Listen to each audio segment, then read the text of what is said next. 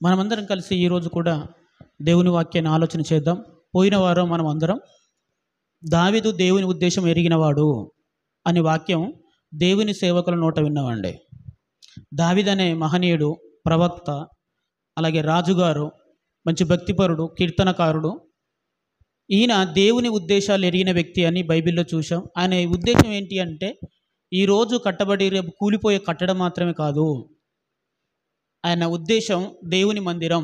ఆ మందిరం ఏదో కాదు, రాబోతున్న యేసుక్రీస్తు గురించే అని బలమైన మాటలు సవివరంగా మనం అందరం విన్నామండి. ఈరోజు కూడా మనం అందరం కలిసి కొన్ని ప్రాముఖ్యమైన సంగతులు ఆలోచన చేద్దాం. ఇప్పటి వరకు చదువుకున్న వాక్య భాగం యోహాను గారు రాసిన మొదటి పత్రిక. దయచేసి అందరం తెరిచి చూద్దామండి.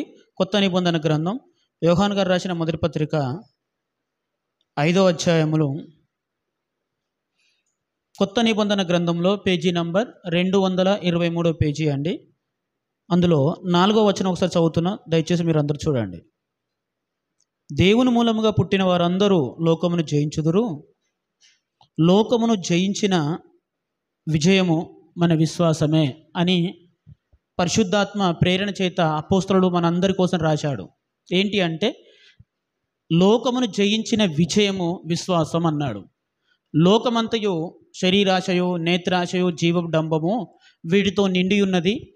వీటిని మనిషి జయించి నిత్యత్వాన్ని పొందాలంటే, వీటిని మనిషి జయించి ఏవండి ఇలాంటి పరిస్థితులను కామ, క్రోధ, మదమచ్చర అంటారు చూసారా, వీటన్నిటి నుంచి ఈ శరీరం తప్పించుకోవాలి అంటే అది మనిషి సాధన చేస్తే వచ్చేది కాదు. మనిషి ఎన్నో ప్రయోగాలు చేస్తే సమకూరేది కాదు, అది చాలా కష్టమైంది. అలాంటి దానిని మనం జయించాము. అలాంటి దానిని మనం ఈజీగా తృణప్రాయంగా తీసి పక్కన పెడుతున్నామంటే దానికి అంతటికి ఒకే కారణం యేసుక్రీస్తునందలి విశ్వాసమే అని చెప్పాడండి. అంటే విశ్వాసం ఉన్న వ్యక్తి ఈ లోకంలో అనగా ఈ సమాజాన్ని పాడు చేస్తున్నది, ఆత్మను పాడు చేస్తున్న ప్రతి దానిని తేలికగా జయిస్తాడు అని వాక్యం బోధిస్తుంది. దీన్ని జయించడం అంటే అంత ఈజీ ఏం కాదు. ప్రియ దేవుని పిల్లలారా, లోకంలో ఉన్న దానిని జయించి నేను అమరుడును కావాలి, అమరత్వం పొందాలి, దైవలోకం చేరుకోవాలి, నేను దేవుని కుమారునిగా, దేవుని కుమార్తెగా శాశ్వతమైన జీవితం పొందడం అనేది అది చిన్న విషయం కాదు. అది మనిషికి సాధ్యమేది కాదు. అలాంటి అసాధ్యాన్ని సుసాధ్యం చేస్తున్న ఒకే ఒక అంశం ఏంటంటే విశ్వాసం. క్రీస్తునందలి విశ్వాసమే నీ నిత్య జీవితానికి మార్గం. ఇంకేం లేదు, ఇంకేం చేయవలసిన అవసరం ఏం లేదు. క్రీస్తునందలి నీ విశ్వాసమే అసలు ఒక రకంగా చెప్పాలంటే నేను విజేతగా నిలుపుతుంది, మరణ విజేతగా నిలుపుతుంది అని వాక్యం బోధిస్తుందండి. ఆయన మాట్లాడుతున్న అంశాన్ని మనం ఆలోచన చేస్తే, లోకమును జయించిన విజయము మన విశ్వాసమే అన్నాడు. విశ్వాసము జయిస్తుంది అని రాశాడండి ఆయన. అర్థమవుతుందా లేదా? ఓ విశ్వాసి, నేను విశ్వాసాన్ని పిలుస్తారు కదా, మనందరి విశ్వాసులని అంటారు కదా, అలాంటి విశ్వాసము జయిస్తుంది అని రాశాడు. ఒకసారి ఆలోచించండి ప్రియ దేవుని పిల్లలారా, మనం అందరం విశ్వాసులమే, ప్రభువును విశ్వసిస్తున్న వారమే. నిజంగా మన విశ్వాసం జయించేదిగా ఉందా? లోకం ముందు చిన్న చిన్న వాటికే, ఇంకా పెద్ద కూడా అనట్లా, చిన్న చిన్న వాటికే పడిపోయిన స్థితిలో ఉందా? ఆలోచించండి. మన విశ్వాసము లోకాన్ని జయిస్తుంది అన్నాడు. ఎలాంటి పరిస్థితుల్లో? ఎలాంటి పరిస్థితుల్లోనైనా సరే నీ విశ్వాసము, నీకున్న విశ్వాసము, మరలా చెప్తున్నాను, అది లోకాన్ని జయించేంత గొప్పది అని రాశాడండి ఆయన. ఊరికే రాయలేదండి ఆయన.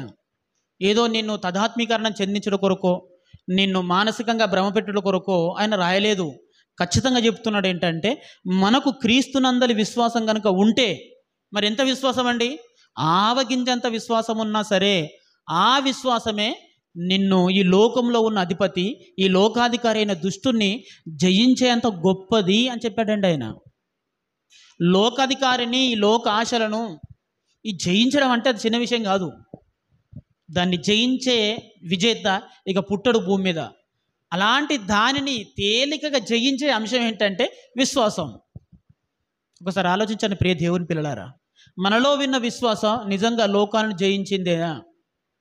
అసలు మన విశ్వాస విజయానికి మనకున్న సువర్ణ అవకాశాలు ఏంటో ఈరోజు ఆలోచన చేద్దామండి. ఏమో అర్థం చేసుకుంటున్నారు ప్రియ దేవుని పిల్లలారా? ఏ వ్యక్తి జీవితమైనా చూడండి, ఆరంభంలో కాస్త కూస్తో నిలబడుతుంది.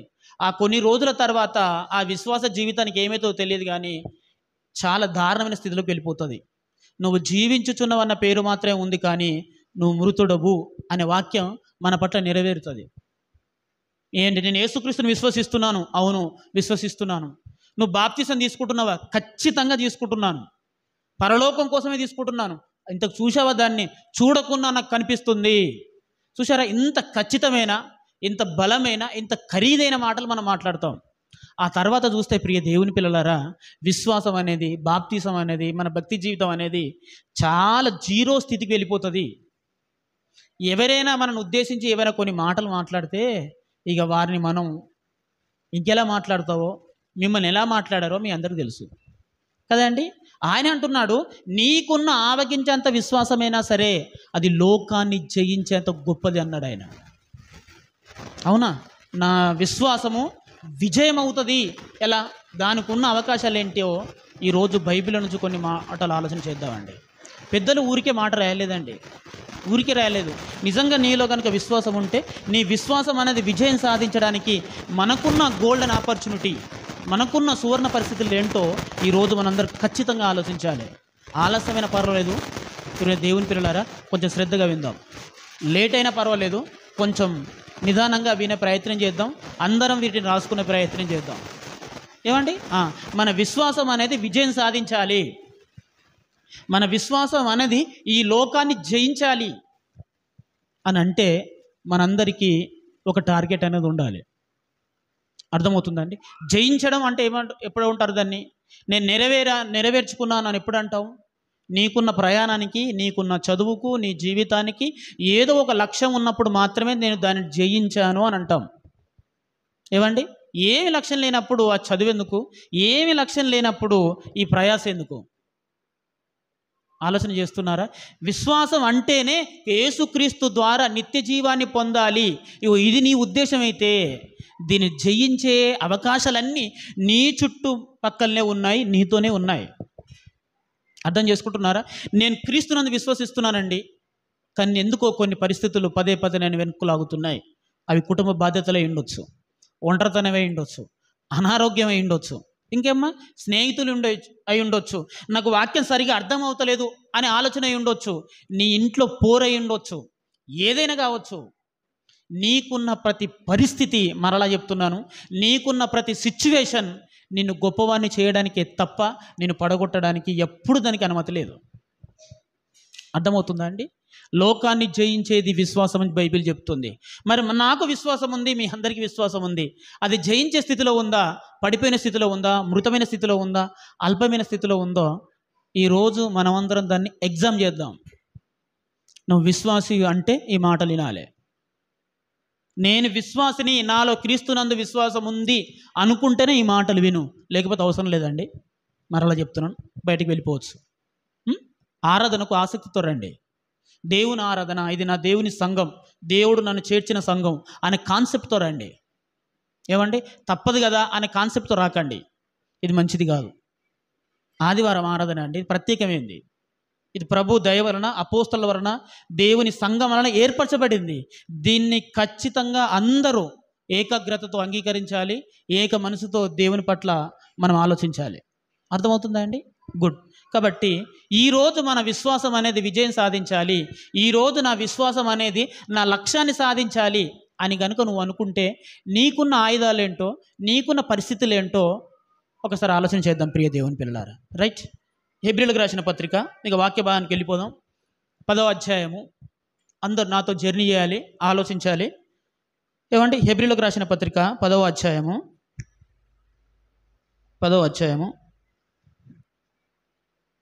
5 నుంచి 7 వచనాలండి.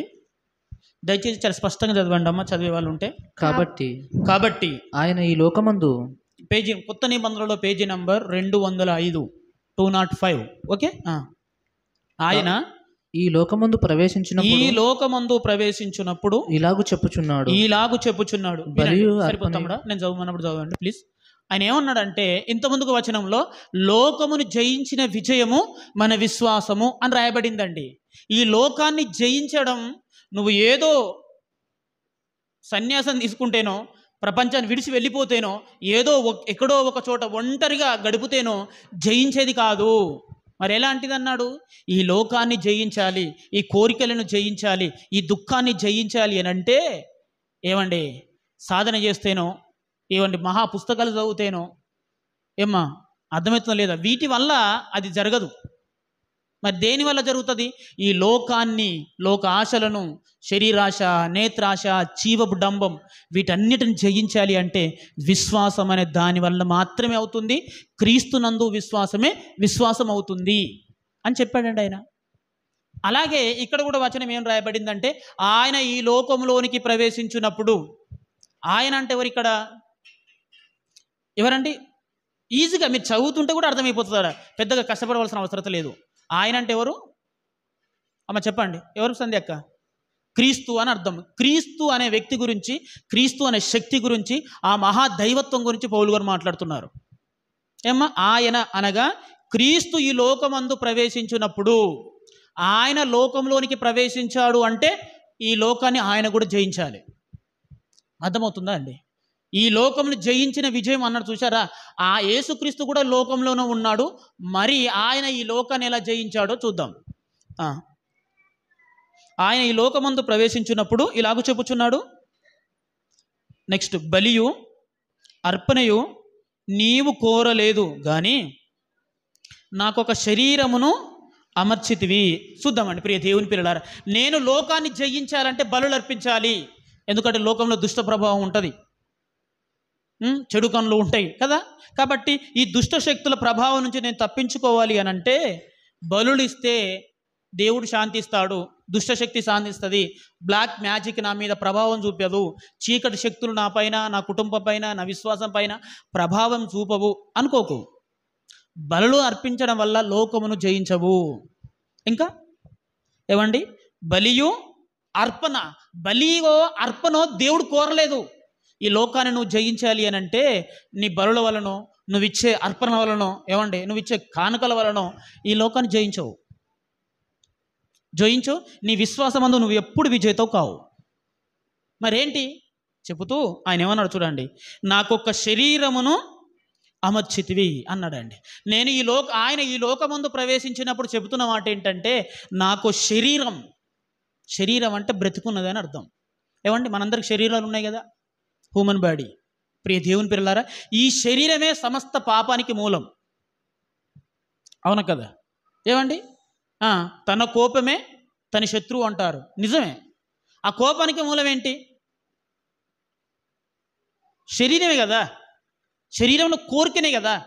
ఆలోచించండి ప్రియ దేవుని పిల్లలారా. రైట్, కోరికలు అనే మాట దాని గురించి ఆలోచిస్తే దుఃఖానికి మూలం ఏంటంటే కోరికలు అన్నారండి.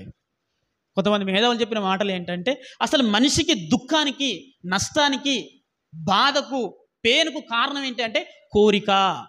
అది ఇక కోరిక ఉందండి ఒక మనిషికి, ఉద్యోగం కావాలని, అది నెరవేర్తలేదు కాబట్టే వాని దుఃఖానికి మూలం అది. ఓకే అని చాలామంది మేధావులు మాట్లాడారు దీన్ని. మరి కోరిక లేకపోతే మనిషి ఏం సాధిస్తాడు చెప్పండి? సాధించాలని విల్లింగ్ లేనప్పుడు ఈ ప్రపంచం పురోగతి సాధిస్తుందా అనేది ప్రశ్న. ఏమండి, వెలుగు కలిగించాలి, చీకటి ప్రపంచాన్ని ఏలుతుంది, ఒక లైట్ అనేది కలిగించాలి ఆయన దాని కోరిక, ఆయన ఒక అది ఆంబిషన్గా మారిపోయింది. అది ఉన్నది కాబట్టి కదా ఈరోజు ఈ ప్రపంచం అంతా వెలుగుమయమైంది. అదే ఆయనకి లేకుంటే, నా దుఃఖానికి అదే కారణం అవుతుంది అనుకుంటే ఈ ప్రపంచంలో వెలుగు వచ్చేదా? ఈ ప్రపంచంలో మార్పు వచ్చేదా? ఎన్నో జరిగేటే చెప్పండి. అది ఖచ్చితమైన ఆన్సర్ కాదు. దుఃఖానికి మూలం కోరిక కాదు. అర్థమవుతాం లేదు? రైట్, మరి ఏంటి దుఃఖానికి మూలం? హెబ్రీయులకు రాసిన పత్రికలో క్షమించండి, యాకోబు గారు రాసిన పత్రిక,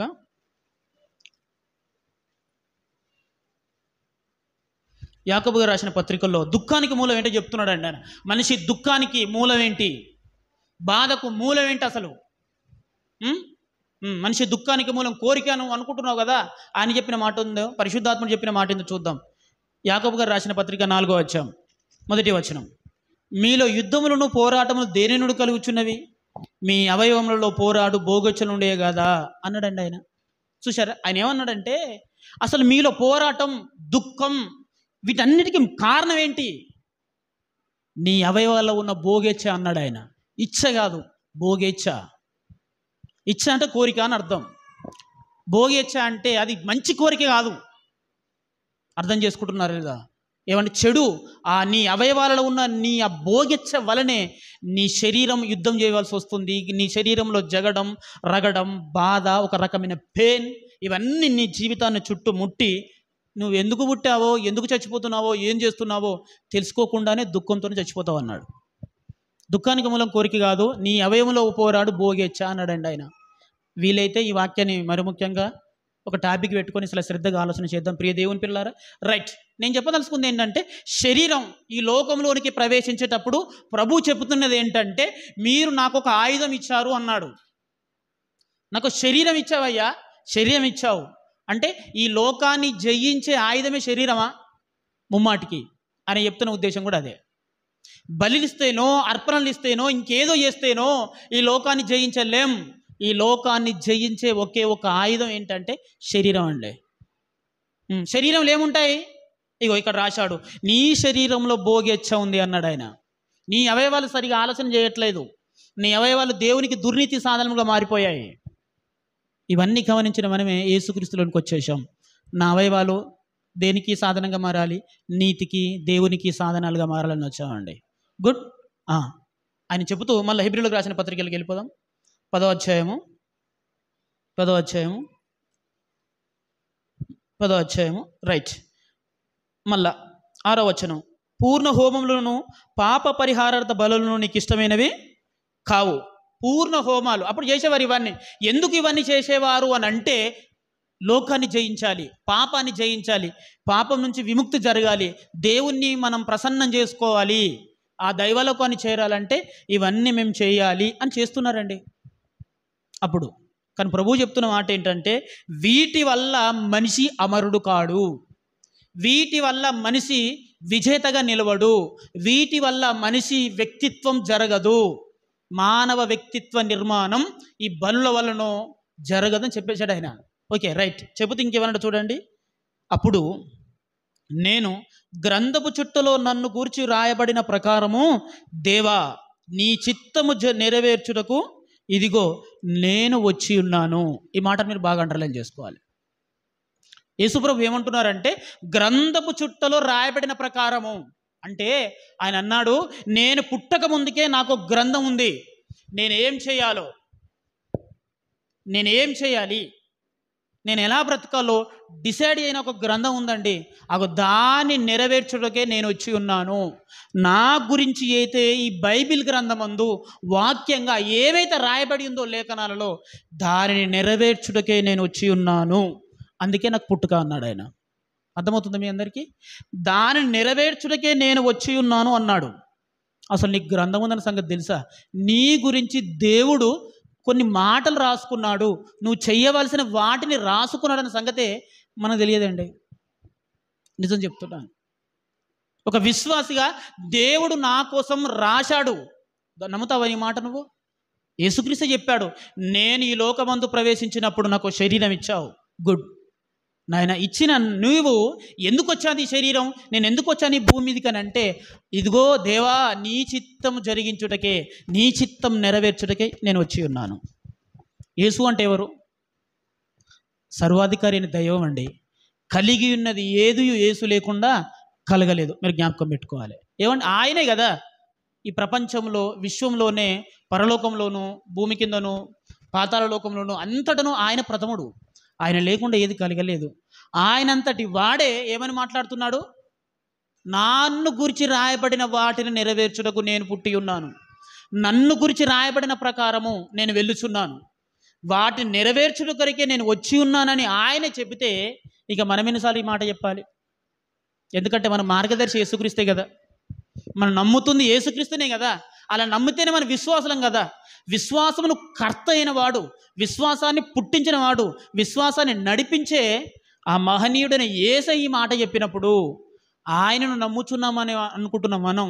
మరి నువ్వు ఎవరి చిత్తం నెరవేరుస్తున్నావు ఆలోచన చేయి. ఏంటంటే విశ్వాసం అనే దానిని క్రియేట్ చేసిన వాడు. గమనిస్తున్నారా లేదా? ఆత్మ, పరలోకం అని నువ్వు అంటున్నావు చూసావా, దీనినే సృష్టించిన వాడు ఆయనే అంటున్నాడు, నన్ను గురించి రాయబడిన ప్రకారము నేను వచ్చాను, దేవా నీ చిత్తం జరిగించుటకు నేను వచ్చి ఉన్నాను అని ఆయనే తన జీవిత లక్ష్యాన్ని తానే జ్ఞాపకం చేసుకుంటున్నప్పుడు, తానే ఆయన నెమరవేసుకుంటున్నప్పుడు ఆయన నమ్మిన వ్యక్తిగా, ఆయన నా దేవుడు అని చెప్పుకుంటున్న వ్యక్తిగా నీవెన్నిసార్లు ఈ మాటను చదవాలో గుర్తుపెట్టుకో. ఉదయకాలం లేవగానే నీ దుఃఖానికి మూలం కోరిక కాదయ్యా, ఈ వాక్యం మర్చిపోవడం. నీ సమస్యకు మూలం ఏంటో తెలుసా? కోరిక కాదు, ఇగో ఈ వాక్యాన్ని మర్చిపోవడం. ఏంటి? దేవా, చూడండి మరోసారి ఏం మాట్లాడుతుందో రాసిందో అక్కడ. దేవా, నీ చిత్తము నెరవేర్చుటకు నేను వచ్చి ఉన్నాను అనే మాట ప్రతి క్రైస్తవుని ఇంటిలో ఉండాలి. మరలా చెప్తాను, ప్రతిరోజు నువ్వు చదవవలసిన వాక్యపఠనం ఏందో తెలుసా? ఈ వచనం ఒక్కటేనండి, ఇంకేం లేదు. ఆ వచనం చూడగానే నీకు కనిపించాలి, నేను వచ్చింది ఎందుకో తెలుసా? దేవా, నీ చిత్తం నెరవేర్చుటకు నేను పుట్టి ఉన్నాను. నీ చిత్తం నెరవేర్చుట కొరకు, నీ మహిమ కొరకు వచ్చిన నేను అసలు ఎటు వెళ్ళిపోతున్నాను, ఏం చేస్తున్నాను, ఎందుకోసం బాప్తీసం తీసుకున్నాను, దేనికోసం ఈ దుఃఖం, దేనికోసం ఈ బాధ, దేనికోసం ఈ ప్రయాస అనే ఆలోచనలు నీ హృదయంలోకి వస్తాయండి. ఇక ఈ మూలమైన వాక్యం మనం మర్చిపోయాం కనుక మనకు అర్థం కావట్లేదండి. యేసుక్రీస్తు ఈ మాట ఎందుకు అన్నాడో అని లేఖనం, ప్రవచనం చెప్పకు. ఏమండి, ఇది అర్థం కావాలంటే బెస్ట్ ఎగ్జాంపుల్ చూపిస్తానండి మీకు. ఈ మధ్య కాలంలోనే మన దేశంలో ఒక కార్యక్రమం వచ్చింది, దాన్ని స్వచ్ఛ భారత్ అని పిలుస్తారు. ఏమంటే అర్థమవుతుందో లేదు మీ అందరికీ? స్వచ్ఛ భారత్ ప్రోగ్రాం పెట్టినప్పుడు మన దేశ ప్రధాని గారు ఏం చేశారంటే, ఓ చేతిలో చీపురు పట్టుకొని రోడ్డు పైన ఊడుస్తున్నాడు. మన దేశానికి ప్రధాని, రాజు లాంటి వాడు. ఆయన ఊడ్చేటప్పుడు అక్కడున్న మంత్రులు కావచ్చు, కేబినెట్ కావచ్చు, ఏవండి అక్కడున్న అఫీషియల్స్, ఐఏఎస్లు కావచ్చు, ఐపీఎస్లు కావచ్చు, చేతులు కట్టుకొని సార్ అక్కడ కూడా ఉంది ఊడమని చెప్తారా? ఆయన ఊడుస్తున్నాగా కెమెరా పట్టుకొని ఫోటో కొడుతూ మీరు భలే ఊడుస్తున్నారు సార్ అని అంటారా? ఆయన ఒక్క చేతులు చీపురు పట్టుకుంటే వీడు 2 చేతులు చీపురు పట్టుకుంటారు. ఆయన ఊడ్చేది ఆయన కింద ఉన్న మంత్రి వర్గాన్ని కావచ్చు, ప్రజల్ని కావచ్చు, ఆఫీసర్స్ కావచ్చు, అందరికీ అది మెసేజ్. అబ్బా మీరు భలే ఊరుస్తున్నారు సార్, ఇంత చక్కగా శుభ్రం చేస్తున్నారు అని ఎవరు అనరు. అలా అంటున్నాడంటే ఏమైనా అర్థం చేసుకోవాలి మన వాడు ఏ స్థితిలో ఉన్నాడు. ఒక అధికారి నీ పైన రాజు, ఎవరి ప్రభుత్వంలో ఉన్నావో ఆయనే అలా చేస్తున్నాడు అంటే మనం అందరం అంతకంటే ఎక్కువగా చెయ్యాలి అని దాని అర్థం. ఇది మీకు అర్థమైందో లేదో? అర్థమవుతుంది లేదండి.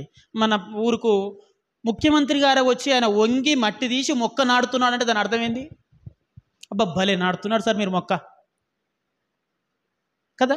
ఇంతకుముందు మీరు వ్యవసాయం చేసేవారా? సూపర్ నాడుతున్నాడు సార్ అనకూడదు. ఆయనే మొక్క పట్ల అంత జాగ్రత్తగా వహిస్తున్నాడు అని అంటే మనం కూడా మన ఇంటి దగ్గరనో పొలం దగ్గరలోనో చెట్లను జాగ్రత్తగా నాటుకోవాలి, వాటిని పెంచాలి అని అర్థం అండి. అది మీకు అర్థమవుతుందా లేదా దీని అర్థం?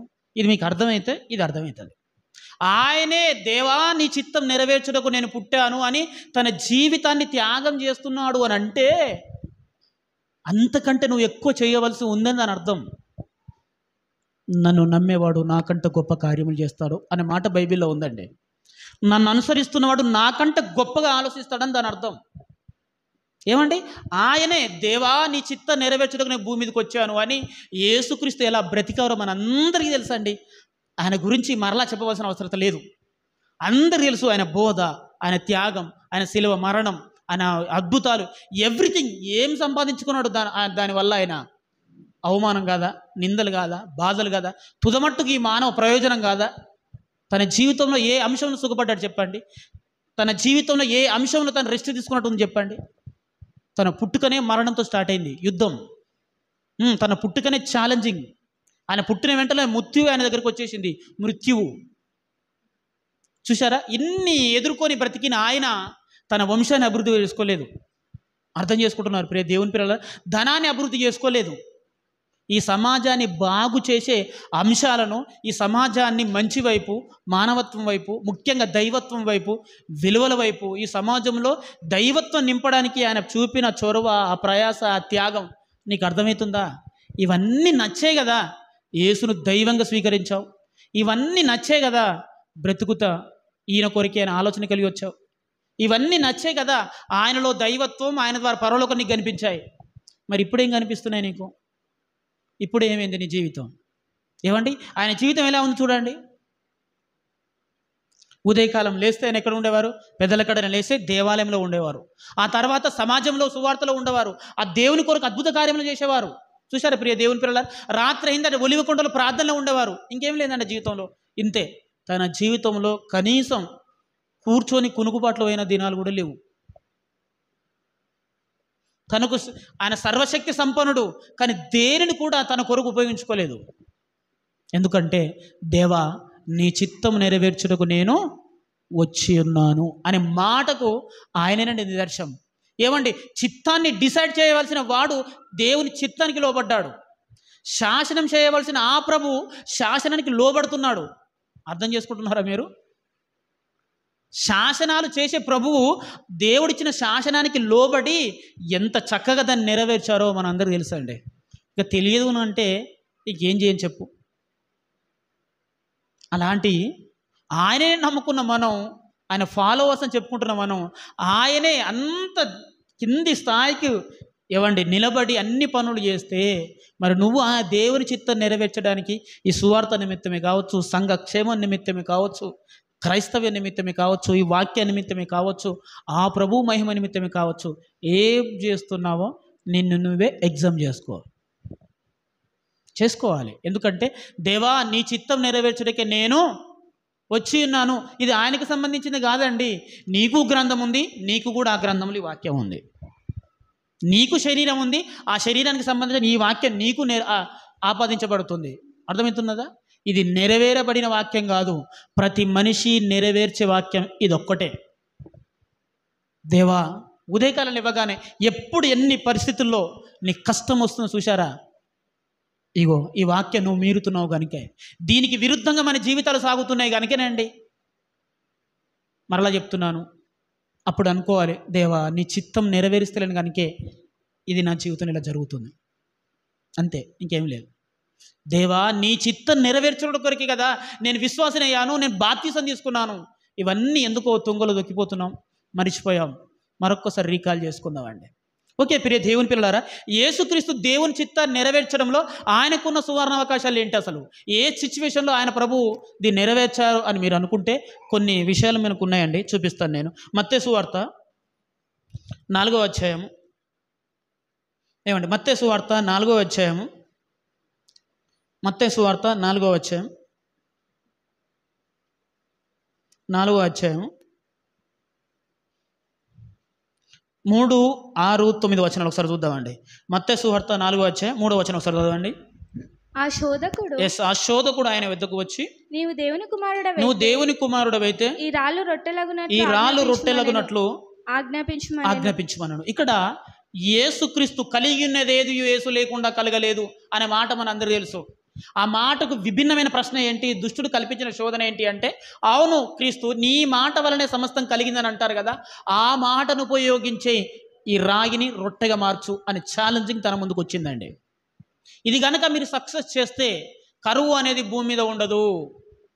ఏమండి, కరువు అనే దానికి ఈ భూమి మీద ఉండదు.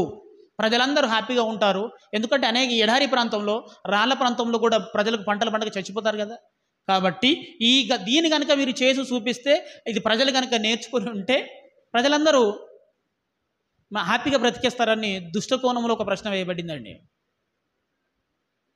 ఆయన వ్యక్తిత్వాన్ని, ఆయన దైవత్వాన్ని, ఆయన శక్తి సామర్థ్యాలను శంకించే ప్రశ్న అది. నిండుకుండా తొలగదంటారు చూశారా?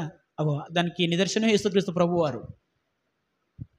ఆయన ఎందుకంటే ఆయన మహానుభావుడు, ఆయన ఎప్పుడు ఎమోషనల్ కాడు. మనం చాలా ఎమోషనల్ అయిపోతాం. కెపాసిటీ బిల్డింగ్ అనేది ఎలా ఉండాలో, ఎలాంటి పరిస్థితుల్లో ఎంత స్థితప్రజ్ఞ కలిగి ఉండాలో, ఎంత నిఢాంబరత కలిగి బ్రతకాలో యేసుక్రీస్తు నేర్పించాడు. ఆ మాట నీకు చిన్నదే, నాకు చిన్నదే, ఇంకెవరికైనా చిన్నదే. కానీ ఆ మాట యేసుక్రీస్తు చెవిన పడి అది ఎంత వికాలం కలిగించే మాటను తెలుసా? నువ్వు దేవుని కుమారుడవైతే ఈ రాయిని రొట్టెలుగా చేసుకో. ఏమండి, ఆలోచన చేస్తున్నారా? ఈ మాట మనకు అర్థం కావట్లేదు, కానీ ఆయనకి ఎంత పెద్ద సవాలో తెలుసా ఈ మాట. ఆయన ఎంత చక్కగా మాట్లాడారో మీరు అర్థం చేసుకోవాలి. భాష ఎలా ఉండాలో, ఎలాంటి పరిస్థితుల్లో ఎలా మాట్లాడాలో గొప్పవాడంట. ఏమంటే ప్రియ దేవుని పిల్లలారా, రైట్. ఎందుకంటే అధికారం అనేది ఆయనకి ఇవ్వబడింది. ఆయన సర్వాధికారి, కానీ తన కొరకు తన అధికారాన్ని ఉపయోగించుకోలేదు. ఇది ఆయనలో ఉన్న గొప్పతనం. ఎందుకంటే దేవా నీ చిత్తం నెరవేర్చుటకు నేను వచ్చి ఉన్నాను. మీరు నాకు ఇచ్చిన జ్ఞానం, మీరు నాకు ఇచ్చిన ఈ శరీరం, మీరు నాకు ఇచ్చిన ఈ సంపద, మీరు నాకు ఇచ్చిన అద్భుతమైన శక్తి సువార్త నిమిత్తము ప్రజల నిమిత్తమే తప్ప నా కొరకు మాత్రం కాదు అనేది ఆయనకు బాగా తెలుసు గనక ఆయన అటువంటి ప్రయోగాలు చేయలేదు. ఇంకొక 6వ మాట చూడండి. 6వ మాట ఏమండి? నీవు దేవుని కుమారుడవైతే క్రిందికి దూకుము. ఇక్కడ చూడండి ఛాలెంజింగ్. మరణమే లేదు కదా, నువ్వు చిలివేసి చంపేసినా తిరిగి లేస్తావు కదా. ఎందుకంటే కొండ మీదకి వెళ్ళి దుంకినా నువ్వు చచ్చిపోవు కదా. చూశారా అండి? అంటే శిలువ పైన పొందవలసిన మరణం ఎంత ఛాలెంజింగ్గా మాట్లాడిందో దుష్టుడు. ఆయన ఎంత చక్కగా మాట్లాడారో మీరు జ్ఞాపకం పెట్టుకోండి. ఎందుకంటే ఆయన శిలువ మీద మరణం పొంది తిరిగి లేవడం తన దైవత్వాన్ని నిరూపించుకోవడానికి మాత్రమే కాదు, సకల జనులకు పాప విమోచన కొరకు. ఇది ఆయనలో ఉన్నది. ఎందుకంటే దేవా నీ చిత్తం నెరవేర్చుటకు నేను వచ్చి ఉన్నాను. చూశారా? ఇంకొక 9వ వచనం చూడండి. నీవు సాగిలపడి నాకు నమస్కారం చేసిన ఎడల వీటన్నిటినీ నీకు ఇచ్చేదను. ఒక్క క్షణంలోనో ఈ ప్రపంచాన్ని తన ముందు చూపించింది. ప్రపంచమే కనిపించింది తనకు. అయినప్పటికీ ఆయన ఏమాత్రం బెదరలేదు, లొంగలేదు. ఏమండి? ఒక దగ్గర ఒక ఛాలెంజ్కి విసిరింది, నువ్వు దేవుని కుమారుడవైతే అన్నాడు. ఎలాంటి పరిస్థితుల్లో ఉన్నాడు తెలుసా ఆయన? ఈ రాయిని రొట్టెగా చేసుకోమని చెప్పాడు అని అంటే యేసుక్రీస్తు ఇంచుమించు 40 దినాలు కఠినమైన ఉపవాసం గడిపారు ఆయన. ఆకలి ఎంత పెద్ద ప్రమాదమో, ఆకలి ఎంత తీవ్రతను కలిగిస్తుందో బైబిల్ చదివితే నీకు అర్థమవుతుంది. ఆకలి అనేది, కరువు అనేది ఎంత పెద్ద దాన్ని ఊహించడం చాలా కష్టం అండి. బైబిల్లో ఆకలి గురించి కొన్ని సందర్భాలు రాయబడ్డాయి. ఒక పట్టణంలో, ఇజ్రాయెల్ దేశంలో ఒక కరువు వచ్చింది. ఎంతటి కరువు అంటే ప్రియ దేవుని పిల్లలారా, నీళ్లు క్రమంగా తగ్గిపోతున్నాయి. భయంకరమైన కరువు. మనిషి చచ్చిపోడు, కానీ రోజు రోజు రోజు చావుకి వెళ్ళిపోతుంటారు. మనిషి చాలా ఇంచుమించు 5-6 కేజీలకు వెళ్ళిపోతున్నాడు వెయిట్, కానీ చావడు.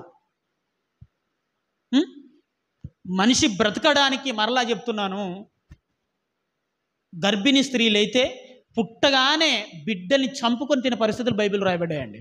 అంత కరువు యొక్క పరిస్థితి ఎలా ఉంటుందో, ఆకలి యొక్క పరిస్థితి ఎలా ఉంటుందో చెప్పడానికి. ఒక ఆవిడకు గర్భమైంది. పురుటి దినాల దగ్గరికి వచ్చేసాయి. ఆమె ఎవరు కాదు, మళ్ళీ రాకుమార్తె.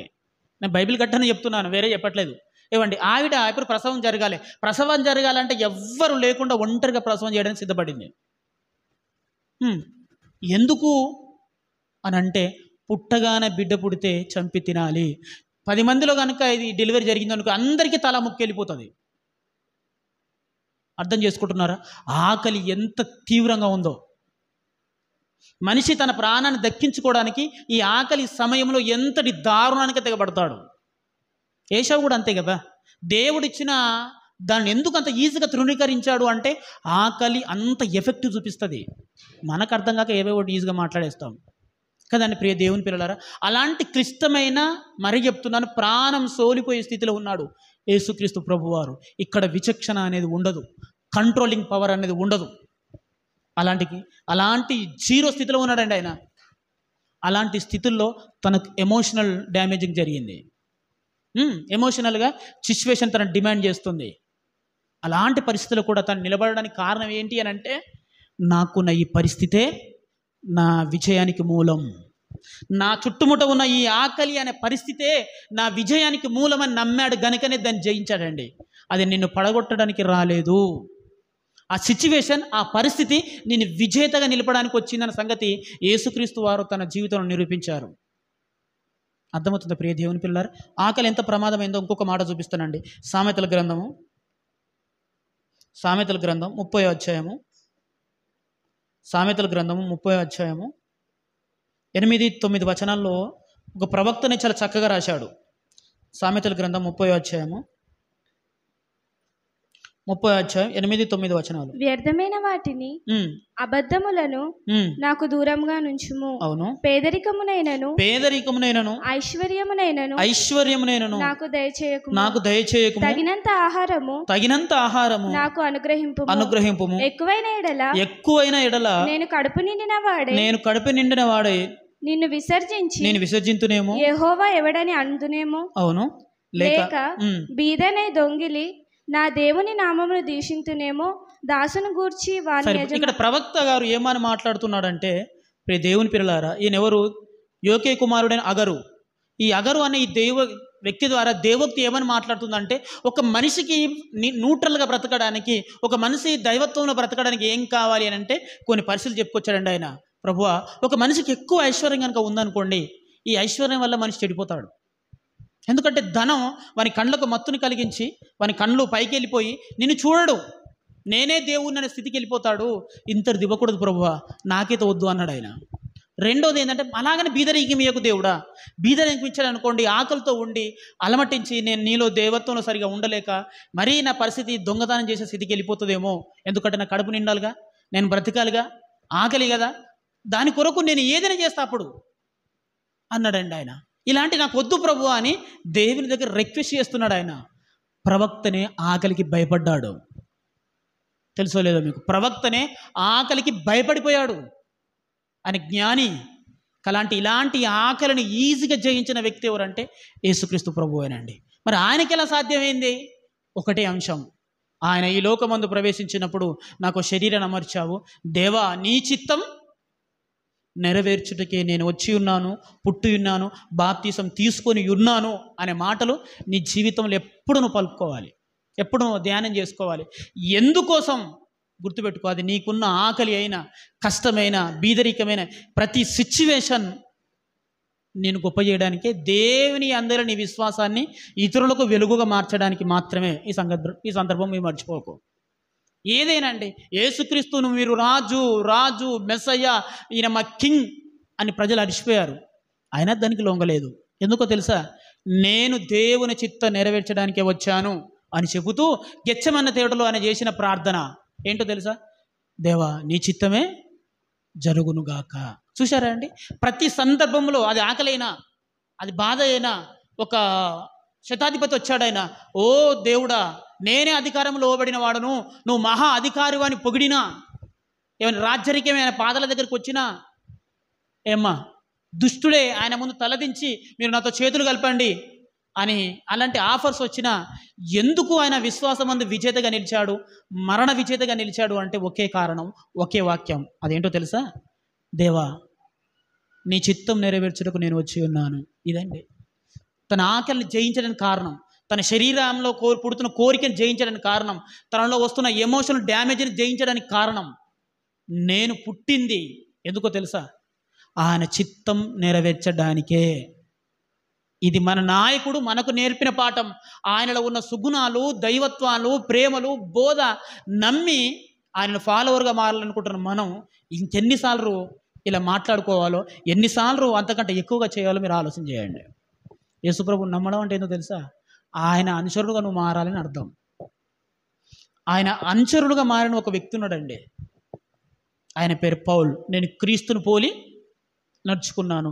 క్రీస్తుని పోలి ఎలా నడుచుకుంటున్నాడో పౌల్ అనే మహనీయుని నేను మీకు పరిచయం చేసి ముగిస్తానండి. వాక్యం ఏంటంటే, నేను క్రీస్తుని పోలి నడుచుకుంటున్నాను అని పలికిన పౌల్ గారు ఆయన ఓన్ స్టేట్మెంట్ అంటే ఏమిటి అని అంటే, నేను క్రీస్తులో సంపన్న స్థితిలో ఉండనెరుగుదును. దానికి క్వైట్ ఆపోజిట్ ఏంటంటే, దీన స్థితిలో ఉండనెరుగుదును అని పాట రాశారండి ఆయన. సంపన్న స్థితి అంటే రిచ్, ఇలాంటి పరిస్థితుల్లో కూడా నేను ఉంటాను. రెండోది, దానికి క్వైట్ ఆపోజిట్ కష్టం, కలిమి, బాధ, దుఃఖం అని మీరు అంటారు చూశారో, అగో నా విశ్వాస పతనానికి, నా భక్తి జీవితం లోపించడానికి ఇదే కారణం అని దేని గురించి అంటున్నావో, నేను అక్కడ కూడా నిలబడతాను అని మాట్లాడుతున్నాడండి పౌలు గారు. ఆయన మనలాంటి రక్తమాంసం కలిగిన వ్యక్తే. ఏమ్మా, ఆయన మనలాంటి ఎమోషన్ కలిగిన వ్యక్తే. ఆయనకు మనలాంటి శరీరం ఉంది, మనలాంటి కుటుంబం ఉంది.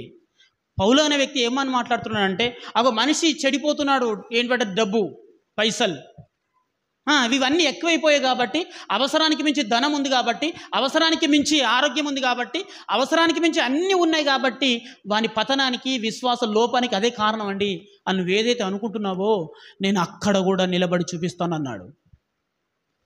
అర్థమవుతుందా? లేదు, దానికి డబ్బే లేదు కాబట్టి, డబ్బు లేకపోతే సమస్తమైన కష్టాలకు అదే మూలం కనుక మనిషి విశ్వాసిగా దేవునిలో ఆయన చిత్త నెరవేర్చడానికి సక్సెస్ఫుల్గా బ్రతుకు లైఫ్ లేదు, భక్తిహీనత లోపిస్తుందంటే అదే కారణం నువ్వు అనుకుంటే, నేను సంపన్న స్థితిలో ఉండనెరుగుదును, దీన స్థితిలో ఉండనెరుగుదును అని ఈ ప్రపంచానికి నిరూపించిన క్రీస్తు ఫాలోవర్ ఆయన ఒక్కడేనండి. ఈ ప్రపంచ క్రైస్తవ్యానికి ఆదర్శంగా నిలిచాడు ఎవరు అంటే పౌలు. ఆయన ఏమన్నాడు, నిజమే ఆ డబ్బు అనే పరిస్థితి నా దగ్గరకు వచ్చింది అనుకుందాం, అక్కడ కూడా నేను పౌలు అనే వ్యక్తిని పౌల్నే, అక్కడ కూడా నేను క్రైస్తవుడనే, అక్కడ కూడా నేను క్రీస్తునందు విశ్వాసనే, అక్కడ కూడా నేను దేవా నీ చిత్తం నెరవేర్చుటకే అనే మాట పలకగలను, దాన్ని నెరవేర్చగలను. మరి దానికి క్వైట్ ఆపోజిట్ కష్టము, కన్నీళ్ళు, బాధ, హింసలు, అవమానాలు, నిందలు, అవును అవి కూడా నా జీవితంలో రావచ్చు, వస్తున్నాయి, అక్కడ కూడా నేను నీ చిత్తం నెరవేర్చగలను అని ఈ ప్రపంచానికి నిరూపించిన వ్యక్తి పౌలు గారే అండి, యేసు తర్వాత. మరి ఆయన జీవితంలో ఆయన అంత సక్సెస్ఫుల్గా బ్రతకడానికి, ఈరోజు ప్రపంచ క్రైస్తవ్యానికి ఆయన ఆదర్శ మూర్తిగా నిలవడానికి కారణం ఏంటి అని అంటే అదొక్కటే, దేవా నీ చిత్తం నెరవేర్చడం ముఖ్యం, పరిస్థితి ఏదేంటి. అమ్మ అర్థమవుతుందా మీ అందరికీ? అది సిచ్యువేషన్ అంతే, అది సిచ్యువేషన్, అది అంతే. ఆ సిచ్యువేషన్ ఏదైతేంటి, నా గోల్, నా టార్గెట్ నీ చిత్తం, నీ పని, నీ అందు భక్తి, నీ అందు విశ్వాసం. నేను నీ మహిమ కొరకే కదా పుట్టింది, నేను నీ కొరకే కదా బ్రతకాల్సింది, ఇది ముఖ్యం. కష్టం వచ్చిందా? నో నో నో, కష్టమనే పరిస్థితికి నేను తలగుతలేను, అక్కడ కూడా ఎలాగ బ్రతకాలో ఆ పరిస్థితుల దృష్ట్యా, అక్కడ ఉన్న వనరుల దృష్ట్యా నేను ఎలా నా జీవితాన్ని నిర్మించుకోవాలో అలాగే బ్రతుకుతాను. ఇదండి పౌలు గారు మనకి చెప్పింది. మరి ధనవంతుడయ్యాడు, గుర్తింపు వచ్చింది. ఎందుకంటే పౌలు గారికి ఆసియా దేశంలోని అధికారులు స్నేహితులట. అంత ధనవంతుడు పౌలు గారి కుటుంబం అనేది ధనవంతమైన కుటుంబం. అలాంటి పరిస్థితుల్లో కూడా దేవుని చిత్తం కొరకు ఒక మృదువైన వ్యక్తిగా, క్రీస్తు స్వభావాన్ని కలిగిన వ్యక్తిగా ఈ సువార్తను ప్రపంచంలోకి తీసుకొని వెళ్ళిపోయాడు. మరణం వస్తుంది, కష్టం వస్తుంది, అనారోగ్యం వస్తుంది, దుఃఖం వస్తుంది, కనీసం ధరించుకోవడానికి కూడా బట్టలు లేవు, దిగంబరే స్థితికి వచ్చింది. అక్కడ కూడా ఆయన చిత్తం నెరవేర్చడానికి ఆయన ప్రయాసపడ్డాడు. కొరడా దెబ్బలు, ఒళ్ళంతా చీలిపోయిందండి. అప్పుడు కూడా దేవుని చిత్తం జరగడం ముఖ్యం, ఆయన సువార్త వ్యాప్తి జరగడం ముఖ్యం. చూశారా అండి, తలిగిన దెబ్బను చూస్తూ, పడిన నిందను చూస్తూ, తనకున్న లోపాన్ని చూస్తూ అక్కడ ఆగిపోలేదండి ఆయన. ఈ సిచ్యువేషన్లోనే దేవుని కొరకు బ్రతకాలి, నేను దేవుని కొరకు బ్రతకడం ముఖ్యం కదా, నేను ఆయన సువార్త ప్రకటించడం ముఖ్యం కదా. కాబట్టి ఆయన అర్థం చేసుకున్న వ్యక్తి ఆయన చిత్తం నెరవేర్చడానికి చాలా ముందుకొచ్చాడు. జైలు తన జీవితాన్ని బంధించింది, నోటికి ప్లాస్టర్ వేసింది, చెప్పడానికి వీల్లేదు. అప్పుడు కలం తీసుకొని రాసిన పత్రికలే ఈరోజు మనం చదువుకుంటున్న సువార్త పత్రికలు. చూశారా, గొప్పవాళ్ళు ఎప్పుడు గొప్పగానే ఆలోచిస్తారు. ఎందుకంటే వాక్యం పట్ల వరకు ఉన్న నమ్మకం అలాంటిదండి. నీ చిత్తం నెరవేర్చడానికి యేసుక్రీస్తు ఆ మాట అన్నాడంటే ఆయన అనుచరునిగా ఆ వాక్యం నాకు వర్తిస్తుంది కదా. ఆయన ప్రార్థన చేస్తే నేను ఇంకా 100 సార్లు ప్రార్థన చేయవలసిన బాధ్యత నా పైన ఉంది కదా. ఏమండి, ఆయన సహించుకుంటే నేను 1000 సార్లు సహించుకోవాల్సిన బాధ్యత నా పైన ఉంది కదా. ఆయన మౌనంగా ఉంటే నేను ఇంకా మౌనంగా ఉండవలసిన అవసరం నాకు ఉంది కదా అని గుర్తెరిగిన పౌల్ అంత సక్సెస్ఫుల్గా లైఫ్ గడిపాడండి దేవుల్లో. అది లైఫ్ అంటే. అందుకు అన్నాడు, నా కొరకు జీవ కిరీటం ఉంచబడి ఉందని. అది జీవితం అంటే, అది విశ్వాసం అంటే. చూస్తున్నారు ప్రియ దేవుని పిల్లలారా, అంటే నీ విశ్వాసం విజయం కావడానికి నీకున్న ఎవ్రీ సిచ్యువేషన్ నీకున్న సువర్ణ అవకాశమే, నువ్వు మర్చిపోకు. ఏమండి, నిజం చెప్తున్నాను, నీకున్న ప్రతి పరిస్థితి నిన్ను గొప్పను చేయడానికే తప్ప నేను పడగొట్టడానికి ఏమాత్రం కాదు. ఈ శరీరం ఇచ్చింది నన్ను గొప్పను చేయడానికే తప్ప దీనికి లోబడిపోయి నువ్వు నశించి నరకానికి పోరాని నాకెందుకండి ఆయన శరీరాన్ని ఇస్తాడు చెప్పండి. అలా శరీరాన్ని ఇచ్చి నేను జయించలేని శరీరాన్ని నాకు ఇచ్చి నా నరకానికి పంపించడం అది దేవునికి న్యాయం అంటారా? ఆయన న్యాయం తప్పని వాడు కదా. ఏమండి, ఈ లోకంలో పాపం అనేది పెట్టి నన్ను పాపానికి బానిసను చేసి పాపానికి నన్ను పడగొట్టి నరకానికి వేయడం ఆయన మన తండ్రి అండి. అలా ఆలోచించరు. మనం ఎందుకు తేడాగా ఆలోచిస్తున్నాం? అలా చేయడు కదా. నీకున్న ఎవ్రీ సిచ్యువేషన్ అది నువ్వు జయించేదే. నీకున్న ఎవ్రీ సిచ్యువేషన్ నేను గొప్పవాడిగా చేసేదే బిడ్డ. నువ్వు నా కోసం బ్రతకడం గొప్ప, నువ్వు నా చిత్తం నెరవేర్చడం గొప్ప. నా వాక్యం ప్రకటించు, నా సువార్త ప్రకటించు. ఏమండి, ప్రతి అంశంలో ప్రతి సిచ్యువేషన్లో నన్ను మాత్రమే జ్ఞాపకం పెట్టుకో. ఇది అంతే తప్ప పరిస్థితులు బాగుంటే చేసేది సువార్త కాదు, పరిస్థితులు బాగున్నప్పుడు చేసేది భక్తి కాదు. పరిస్థితులు డిమోషన్ అయినా, పరిస్థితులు ప్రమోషన్ కాదు, డిమోషన్ అయినా సరే, మన జీవితాన్ని బాధిస్తున్నా సరే నువ్వు ఆయన కోసం బ్రతకడం గొప్ప, పరిస్థితి గొప్ప కాదు. మనమేమనుకుంటామంటే పరిస్థితులు అనుకూలంగా ఉంటేనే భక్తిపరుడు అవుతాడు. ఇది మనకున్న చిన్నపాటి ఆలోచన. ఇది న్యాయబద్ధమైనది కాదండి. అర్థమవుతుంది ప్రియ దేవుని పిల్లలారా? యేసుక్రీస్తు గురించి చూసాం, పౌలు గారు అనగా అపోస్తలను కూడా చూసాం. ఇక మనం ఎలా ఉండాలో కొన్ని లైవ్ ఎగ్జాంపుల్ చూపించి మీకు ఇస్తాను. అదే పౌలు గారు రాసిన మాట ఏంటంటే చూద్దాం ప్రియ దేవుని పిల్లలారా. కొరింథీయులకు రాసిన మొదటి పత్రిక, దయచేసి ఎవరికైనా ఇబ్బందులు ఉంటే చైర్ల పైన కూర్చోవచ్చమ్మా, నేచి నిలబడవచ్చు. ఇంకా కొద్దిసేపు వాక్యం మాట్లాడాలి నేను, మీరు వినాలి. కొరింథీయులకు రాసిన మొదటి పత్రిక 7వ అధ్యాయం 32వ వచనం. చాలా పెద్ద మనసు చేసుకొని వినండి, ఓపికతో వినండి, సహించండి కాసేపు. 7వ అధ్యాయం 32వ వచనం. మీరు చింతలేని వారై ఉండవలనని కోరుచున్నాను. పెండ్లి కానివాడు ప్రభువును ఎలాగు సంతోష పెట్టగలనని ప్రభువు విషయమైన కార్యమును గూర్చి చింతించుచున్నాడు. సరిపోతాము. Thank you. ఇగో, పెళ్ళి అనేది ప్రతి మనిషికి చాలా అవసరం. పెళ్ళికి విరుద్ధం బైబిల్ ఎప్పుడు కాదు. గుర్తుపెట్టుకుంటున్నారా మీరు అందరూ? రైట్. పెళ్ళి గురించి ఎందుకు మాట్లాడుతున్నా అంటే, ప్రతి యవ్వనస్థలంలో కసం ఏజ్ లేట్ అవుతుంది అనుకోండి, పెళ్ళి కాలేదనుకోండి, మీకు పెళ్ళయిందా అనే ప్రశ్న చాలా వేధిస్తుంది. అది ఏదైనా ఒక రకంగా నేను పెళ్లి గురించి స్టార్ట్ చేసి ఇంకా చాలా ముగింపులోకి వెళ్తాను. కొంచెం ఓపికగా వినండి అమ్మా. మీకు పెళ్ళయిందా అండి? మీకు ఎంతమంది పిల్లలండి? మీరు ఏం పని చేస్తున్నారండి? మీకు సొంతంగా ఇల్లుందా అండి?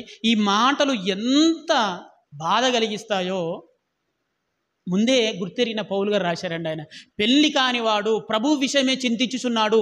ప్రభువును ఎలా సంతోషపెట్టాలి, ప్రభు కోసం ఎలా నేను ఆర్భాటంగా బ్రతకాలో ఆలోచించే అవకాశం ఉంది అని చెప్పాడండి ఆయన. ఈరోజు పెళ్ళి కావట్లేదని చెప్పని రిక్వెస్ట్ లేదు. దేవుడా, అందరికీ, నాతోటి వారందరికీ పెళ్ళిళ్ళు అవుతున్నాయి, నాకెందుకు కావట్లేదు? ఎదురులో అనే మాటలు నేను భరించలేక నా చోలికి వెళ్ళి బిల్డ్ వస్తుంది. ప్రభువా, దయచేసి సహాయం చేయమని ఎంతమంది ఆ ప్రభు దగ్గర మొరపెట్టుకోవట్లేదు చెప్పండి. మీకు పెళ్లి కాకూడదు అని నా ఉద్దేశం కాదు, బైబిల్ ఉద్దేశం కాదు. అవుతలేదు, ప్రయత్నం చేస్తున్నాం, ఓకే. అక్కడే పెళ్ళి అయితే లేదు, ఈ ఒంటరి జీవితము నన్ను నాశనం చేస్తుంది, ఏంటో అని దానినే పదే పదే పదే ఆలోచించుకుంటూ నీకున్న సువర్ణ అవకాశాన్ని ఎందుకు నాశనం చేసుకుంటున్నావు? దేవుని కోసం నిలబడని చెప్తున్నా. పౌలు అన్నాడేమో తెలుసా? ఆయన ఎందుకన్నాడు తెలుసా? అసలు నీకున్న సిచ్యువేషనే నువ్వు ప్రభువును సంతోషపెట్టే మార్గం బిడ్డ అన్నాడు ఆయన. పెళ్ళి కావట్లేదు, ఓకే. నువ్వు ఎంత ఫ్రీడమ్ పడువో తెలుసా? నువ్వు దేవుని కోసం ఎంత త్యాగంగా బ్రతుకోవచ్చో తెలుసా? నన్ను చూడు ఒకసారి అన్నాడు పౌలు. నన్ను చూడు, ఒక స్టెఫెన్ను చూడు, ఒక బాప్తిసం ఇచ్చే యోహాన్ను చూడు, ఒక తిమోతిని చూడు, ఒక అపోల్లోను చూడు. ఏంట్రా నువ్వు కంగారు పడిపోతున్నావు? పెళ్ళి అయితే లేదు, 10 మంది 10 మాటలు అంటారు, 20 మంది 20 మాటలు అంటారు, 30 మంది 30 మాటలు అంటారు. అవుతుందా కాదా ఈ జీవితం? పెళ్లి కొరకే అన్నట్టుగా బ్రతుకుతూ నీ కోసం రాయబడిన వాక్యం, దేవా నీ చిత్త నెరవేర్చడానికే నేను పుట్టి ఉన్నాను అనే మాటకు నువ్వు న్యాయం ఎప్పుడు చేస్తావు చెప్పు అని ప్రశ్నించాడండి ఈ సమాజానికి ఆయన. పెళ్లి చేసుకోకూడదు, మీరు బదాలపడి తిరుగుమని చెప్పట్లేదు ఆయన. దేవుని పని చేస్తే చాలా అండి, తప్పు చేయాలన్నా? సైకోనా నీ బ్రెయిన్? మన గ్రంథం పేరే పరిశుద్ధ గ్రంథం భయ్యా. నువ్వు గట్ల ఆలోచిస్తున్నావు అంటే దుష్టుడు బాగా కూర్చున్నావు నీ బ్రెయిన్లో. నువ్వు సైకో అన్నమాట. మెంటల్ హాస్పిటల్ ఉండాలి. ఏమండి అంటే దేవుని పని చేస్తే చాలా అండి అంటే ఎట్లున్నాయేం కదా? ఇది ఎవ్వడు బోధించాడు, నీకు మాత్రం గట్ల అర్థమవుతుంది. ఎవ్వరు చెప్పరు ఇలాగా, నీకు మాత్రం గట్ల అర్థమవుతుంది. నీ టీచర్ వేరు.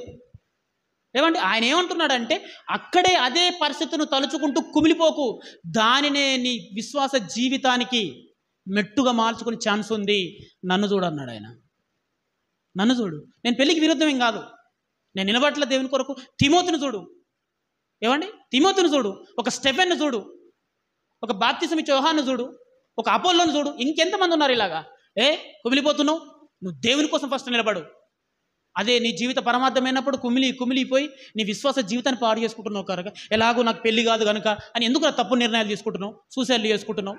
ఎలాగో నాకు పెళ్లి కాదు కనుక మస్తు ఎంజాయ్ చేస్తా, మరి ఏమైనా అయితే చచ్చిపోతా. ఇలాంటి స్టేట్మెంట్ ప్రపంచంలోకి వచ్చాయండి. పౌలు గారు ముందే చెప్పారు, నీ జీవిత లక్ష్యం ఏంటో తెలుసా?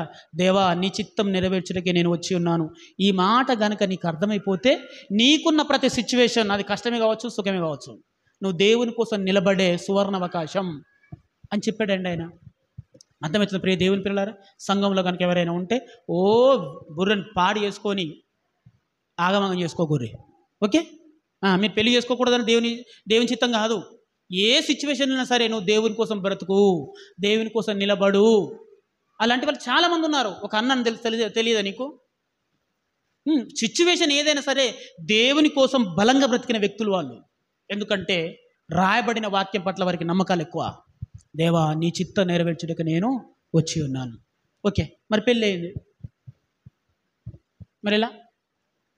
కిందనే రాశాడు చూడండి మాట, ఆయన అక్కడే రాశాడు, పెళ్ళైన వారు భార్యను ఎలాగూ సంతోష పెట్టగలనని లోక విషయమైన వాటిని గురించి చింతించుచున్నాడు. Very good impression. చూసారా, పెళ్ళైన వారు ఎలా ఆలోచిస్తున్నారట, అటు స్త్రీ కానీ ఈ పురుషుడు కానీ, వీళ్ళ ఆలోచన విధానం ఎలాగ ఉందంటే, పెళ్ళైంది కదండి ఇక బాధ్యతలు ఉంటాయి, పెళ్ళైంది కదండి అప్పుడంటే ఒంటరి ఎటు తిరిగి నడిచింది, ఇప్పుడు పెళ్ళైంది కాబట్టి ఏం చేయాలి? చూసారా అండి, ఇలా ఆలోచిస్తూ ఆలోచిస్తూ ఆలోచిస్తూ వివాహం అనే జీవితాన్ని ఎంత డ్యామేజ్గా మార్చుకుంటున్నారో, వివాహం అనే దాన్ని ఎంత ఈ కోరికలు తీర్చుకునే కోణంలో ఆలోచిస్తున్నారో, ఇలా ఉన్నారండి సమాజంలో చాలామంది నేటికి. ఇది కాదు కదా వివాహం అనేది, మరలా చెప్తున్నాను, భార్యాభర్తల బంధం అనేది దేవుడు నిర్ణయించిన విధి, అంతే తప్ప నేను పుట్టిందే భార్య కొరకు అన్నట్టు, నేను పుట్టిందే నా భర్త కొరకు అన్నట్టు ఈ రకంగా ఆలోచిస్తే బంధాలు బంధాలు బంధాలు బంధాలు ప్రేమ బంధాలు అనుకుంటూ నీ విలువైన జీవితాన్ని పాడు చేసుకున్నావు కదా. పెళ్లి గురించే కదా నీకు కావాల్సింది. అననీయ ఏమండి, అకుల ప్రిస్కుల ఐడియా ఉందని కానీ అడిగాడు పౌలు గారు. అకుల ప్రిస్కులు ఎలాంటి వారు నీకు తెలుసా అయ్యా? అకుల ప్రిస్కులు ఎలాంటి వారు తెలుసా? నేను పెళ్లి చేసుకుందే నా భర్తను సంతోషపెట్టడానికి నువ్వు అనుకుంటే నీకు అకుల ప్రిస్కుల గురించి తెలియాలి. చూద్దామండి వాళ్ళ గురించి కూడా. 2 కొరింథీయులకు రాసిన క్షమించండి రోమిలకు రాసిన పత్రిక 16వ అధ్యాయము, రోమిలకు రాసిన పత్రిక 16వ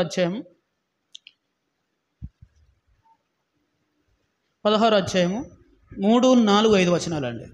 క్రీస్తు యేసునందున జత పని వారైన అవును ప్రిస్కిల్లకును అవును అకులకును నా వందనములు చెప్పుడి. వారు నా ప్రాణము కొరకు తమ ప్రాణములను ఇచ్చుటకైనను తెగించిరి. మరియు వారి ఇంట ఉన్న సంఘమునకును వందనములు చెప్పుడి. నేను మాత్రం కాదు, అన్యజనులలోని సంఘముల వారందరూ వీరికి కృతజ్ఞులై ఉన్నారు. చూడండి, ఇది అకుల ప్రిస్కుల గురించి పౌలు గారు రాసిన స్టేట్మెంట్ ఏంటంటే, పౌలు అనే నేను అకుల ప్రిస్కులైన వారికి నేను రుణపడి ఉన్నాను అని చెప్పాడండి ఆయన. పౌలు అనే వ్యక్తి ఏ విషయంలో ఎవ్వరికి రుణపడని వ్యక్తి. ఆయనే వాక్యం అనే దానిని చెప్పి మీరే కదా ఆత్మ సంబంధం విషయంలో నాకు రుణపడి ఉన్నారు అని బోధించాడు, రాశాడు కూడా. అలాంటి మాటలు పలికిన వ్యక్తి ఏమన్నాడు తెలుసా? నేను ఒక వ్యక్తికి రుణపడి ఉన్నాను, ఒక కుటుంబానికి రుణపడి ఉన్నాను. ఆ కుటుంబం ఎవరంటే అకుల ప్రిస్కిల్ల. పౌలంతటి ఆదర్శమూర్తి మరో 2 రుణపడి ఉన్నారట, భార్యాభర్తలకు, దంపతులకు. పుణ్య దంపతులు అంటే వీళ్ళే.